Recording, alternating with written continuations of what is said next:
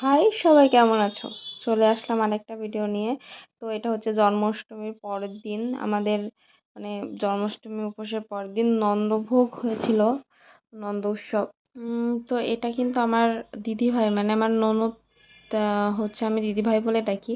তো চেয়েছিল, তার জন্যই মানে খুব ইচ্ছা হয়েছিল, তো সেই জন্যই নন্দভোগটা দিয়েছিল। এখানে ছিল নানা রকম পিঠা, তারপরে ছানার পোলাও, পটল, দই পটল, তারপরে আলু সোয়াবিন দিয়ে রান্না, তারপরে পায়েস।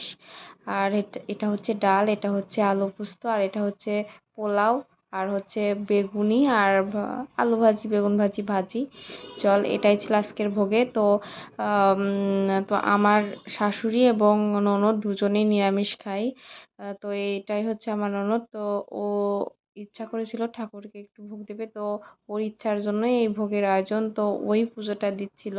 তো পূজা শেষ করে ভোগ ঠাকুরকে নিবেদন করার পরে আমরা সবাই, যারা ছিল সবাই প্রসাদ গ্রহণ করেছিলাম।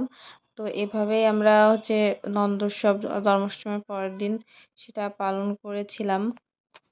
তো মানে সবাই মিলে একসাথে একটু ঠাকুরকে ভোগ দেয় এবং একসাথে খাওয়া দাওয়া, এটাই সেদিনকে করেছিলাম।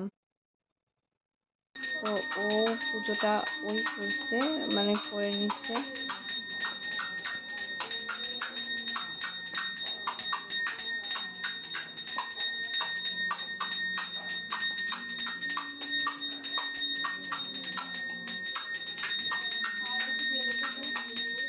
পূজা পার্বণ শেষ করে দু একদিন পরে তো আমাদের একটা নেমন্তন্ন ছিল, তো সেখানে আমি যাচ্ছিলাম, আমি আর ইমন।